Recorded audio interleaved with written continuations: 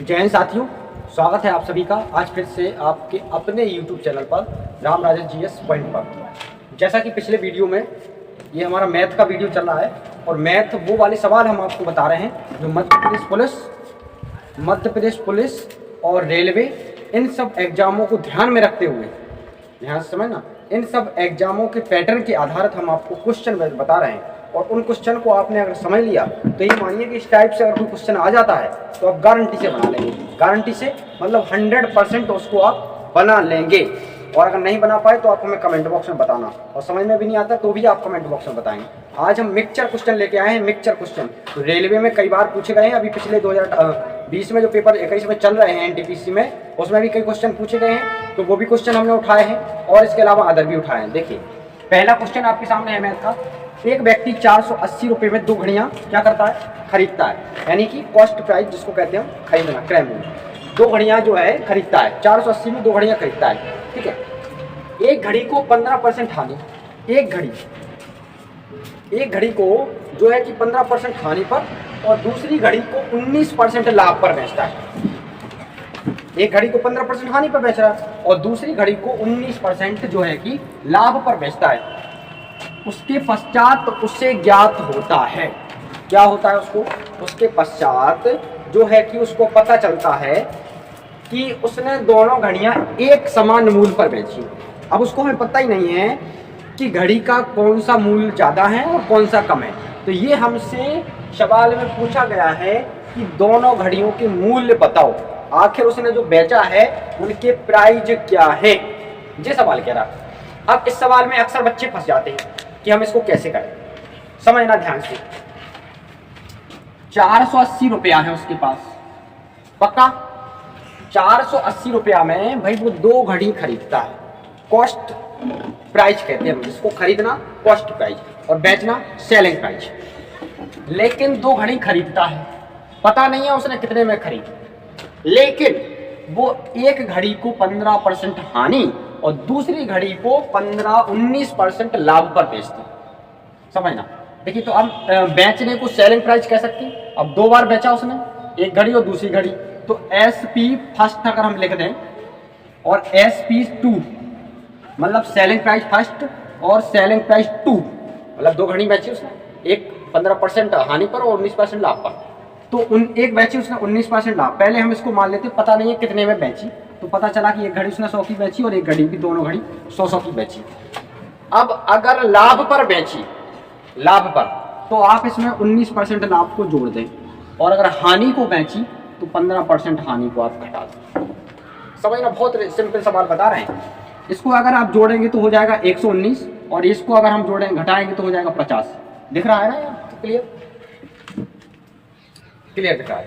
तो अब इनका हम रेशियो निकाल लेते हैं। 15 से काटो आप, 15 से कट रहा है क्या, देखें इसको, 17 से कट रहा है, 17 से कट रहा है, 17 से काटो, 17 का 5 में मल्टीप्लाई करो तो 5 बार जाएगा भाग, 17 पर 50 ही होगा।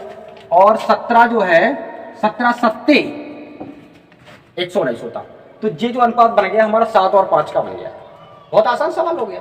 अब ऐसे सवालों को अगर आप ना कर पाओ और एग्जाम में देने बैठो और ऐसे सवाल आपको मिल जाए, अब आप कहो कि हमने पढ़े नहीं है, तो आपने पढ़े तो हैं लेकिन उस तरीके से आपको नहीं पढ़ाया गया जिस तरीके से ये सवाल होते हैं। इनका करने का मेथड तो बहुत सारा है, दुनिया भर के फॉर्मूला लगाओ, यहाँ से उठाओ, उसको उठाओ, इसको लगाओ, आप उसमें उलझे रहेंगे। समझना, अब हमको निकालना है कि जो उसने 19% लाभ पर बेचा था वो घड़ी कितने की बेची थी।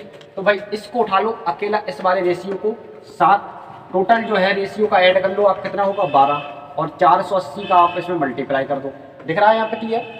12 से काटेंगे तो 12 का पहाड़ा पड़ेंगे तो 12 दूनी 24, 12 36 और 12 चौक 48, यानी 40 बार कटेगा, 7 चौक 28, यानी कि उसने जो 19% लाभ पर बेची थी वो 280 रुपये की बेची थी। और जो 15% हानि पर, इसका निकाल लेते हैं 5/12 मल्टीप्लाई 480, 12 से काटेंगे 40 बार कटेगा, 4 पंचे 20, यानी कि जो उसने 15% हानि पर बेची थी वो 200 की बेची थी और जो 19% लाभ पर बेची थी वो 280 की बेची थी। तो ये हमारे आंसर निकल के आ गए। अब ऐसे सवालों को आप ना कर पाए तो बताएं। चलिए बताते हैं इसको। हमारे सामने दूसरा क्वेश्चन है क्वेश्चन में लिखा है कि समान आयु के यानी समान जन्म तिथि वाले 7 बच्चों का जन्म, ध्यान से समझना, 7 क्रमिक वर्षों में हुआ। मतलब कि समान जन्म तिथि समान है, लेकिन लगातार 7 क्रम से इस वर्ष किसी का जन्म तो अगले वर्ष दूसरे का, लेकिन जन्म तिथि डेट ऑफ बर्थ सेम है, लेकिन नेक्स्ट ईयर हर वर्ष जो है नेक्स्ट ईयर जैसे उनका जन्म हो रहा है। सबसे बड़े 3 बच्चों की आयु का योग 63 वर्ष है। जो सबसे बड़े हैं उनमें से 3 बच्चों की आयु का योग जो है वो 63 ईयर्स है। सबसे छोटे 3 बच्चों की आयु का योग ज्ञात करना हमें, सबसे छोटे जो हैं उनकी आयु का योग ज्ञात करना। देखिए समान जन्म तिथि वाले, सवाल में कहा समान जन्म तिथि, तो हमें कोई मतलब नहीं है कि तुम्हारी जन्म तिथि क्या थी, लेकिन हमें ये मतलब है कि 7 बच्चों का जन्म और 7 क्रमिक वर्षों में हुआ।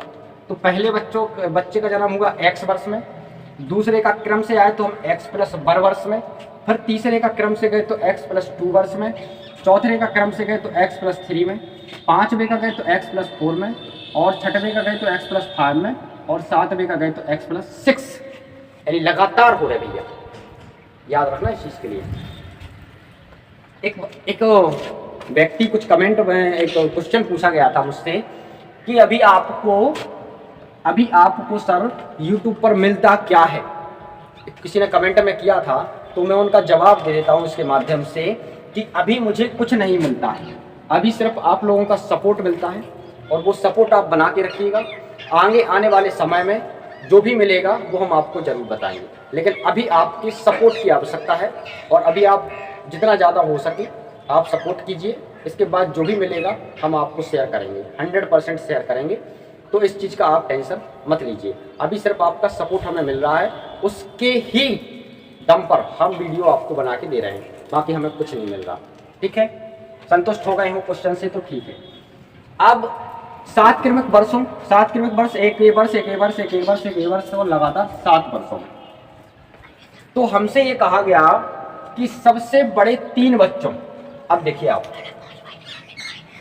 1 2 3 4 5 6 और 7, सबसे बड़े जो हैं 3 बच्चे। अब आपको देखना है कि सबसे बड़े जो है 3 बच्चे कौन कौन से हैं, तो आप इसको देखिए। 7 बच्चों का जन्म हुआ है, 1 2 3 4 5 6 7, ठीक है। अब सबसे बड़े 3 बच्चों को ले लीजिए आप। सबसे बड़े 3 बच्चे, एक तो x प्लस 4 होगा, और एक x प्लस 4 होगा, एक x प्लस 5 होगा, और एक x प्लस 6 होगा। ये सबसे बड़े 3 बच्चे हो गए। अब इनका योग हम कर लेते हैं। कितना दिया हमें? 63 दिया गया, ठीक है। अब इसको हम जोड़ें तो ये x और x 3x हो जाएगा, और इसको जोड़े 6 4 10 और 5 15 हो जाएगा, यानी कि यहाँ पे 15 आ जाएगा और बराबर में 63 आ जाएगा। जब हम इसको घटाएंगे तो 3x बराबर 63 माइनस के कितना आ जाएगा? 15 आ जाएगा। 13 में से 5 जाएगा, 8 बचेगा, यहाँ हासिल 2 आ जाएगी, 6 में से 2 जाएगा 4, यानी 3x बराबर आ जाएगा कितना? 48। x का मान निकालेंगे तो इससे काटेंगे 16 बार कटेगा, x का मान जो निकला वो कितना निकला? 16। सवाल में हमसे ये पूछा कि 3 बच्चों की आयु, सबसे छोटे 3 बच्चों की आयु का योग ज्ञात करो। तो एक तो सबसे छोटा ये हो गया, तो इसकी आयु 16 हो गई, इसकी 17 होगी, 16 प्लस 1 17, इसकी कितनी? 16 और 2 19। इनका योग बता दो, तो इनका योग ऐसा हो जाएगा 9 और 1 10 16, 16 और 6 कितना हो जाएगा? इसका 16 होगा, इसका 17 होगा, इसका 18 हो जाएगा, इसका 18 हो जाएगा। 8 और 2 10, इसका हो जाएगा 15, 15 और 7 जो हो जाएगा कितना? 15 और 7 21 का 1 हासिल आ जाएगा 2, 1 2 3, यानी कि यहाँ पे आ जाएगा हमारा 51, जो हमारा राइट आंसर हो जाएगा। ठीक है, अब हम इसको मिटाते हैं। क्वेश्चन लिखा है आंकड़ों, माध्य और माध्यिका के सवाल है ये, कि कई बार एग्जाम में पूछते हैं, बहुत पूछ लेते हैं आप वाली। आंकड़ों 5 8 2 6 9 15 12 18 का निकालना है, एक तो माध्य और दूसरा निकालना है माध्यिका। 2 चीजें निकालना है, एक सवाल से 2 चीजें निकाल के हम आपको बता देते हैं कि कैसे निकालेंगे। देखो माध्य जो होता है वो एक प्रकार से कह सकते हैं इन सभी संख्याओं का योग बटे जितनी संख्या है उससे आप भाग लगा दीजिए। तो इसका अगर हम भाग लगाते हैं तो इसको ऐड करते हैं पूरा, तो ये सब हो जाएगा कितना? 8 और 2 10 और 5 15, 9 इतना 6 ये हो जाएगा 5 और यहाँ पे आ जाएगा 1 2 3 और 3 और 2 4, यानी कि यहाँ पे आ जाएगा पूरा 75 और संख्या कितनी है हमारे पास 1 2 3 4 5 6 7 8, संख्या कितनी है 8, यानी इसका हम इसमें भाग देंगे तो 8 नाम 72 आ जाएगा, 9 दशमलव में चला जाएगा। इसके बाद 3 बचेगा तो 8 की 24 हो जाएगा, फिर हमारा कितना बचेगा 6 बचेगा तो 8 सत्ते 56 हो जाएगा, यानी कि जो इसका माध्य है वो निकला हमारा क्या 9.37। लेकिन माध्यिका ऐसे नहीं निकलता, माध्यिका को तो दूसरे तरीके से निकालते हैं। इसका हमको पहले लिखना होगा बढ़ते क्रम में, यानी कि आरोही क्रम में। अब इसको जब हम आरोही क्रम में लिखेंगे दोस्तों, सबसे पहले छोटी संख्या, फिर उससे बड़ी संख्या 5, फिर उससे बड़ी संख्या 6, फिर उससे बड़ी 8, फिर उससे बड़ी 9, फिर 12 और फिर 15 और फिर 18। ये हमने लिख लिया आरोही क्रम में। अब आप इनको देखिए कितनी है संख्या 1 2 3 4 5 6 7 8 संख्या है। 3 इधर से छोड़ दीजिए, 3 इधर से छोड़ दीजिए, बची बीच की 2, इनको ऐड करके आप 2 का भाग दे दीजिए, आपका आंसर आ जाएगा 9 और 1 10 और कितना आएगा 17, 17/2, यानी 2 8 16 और 2 5 10, 8.5 जो निकला वो हमारा क्या निकला माध्यिका। तो ये जो है हमने आपको बता दिया, ये हमारे जो 3-4 सवाल हमने बताए इस टाइप के, अलग अलग टाइप के। अगर इस टाइप के सवाल आपको एग्जाम में मिलते हैं तो आप इनको इजीली कर पाएंगे, ये हमारा विश्वास है। और वीडियो अगर अच्छा लगता है तभी लाइक शेयर सब्सक्राइब जरूर करें और आप अपना सपोर्ट बना के रखिएगा। आने वाले समय में इससे बेहतरीन करने की हम कोशिश करेंगे। धन्यवाद।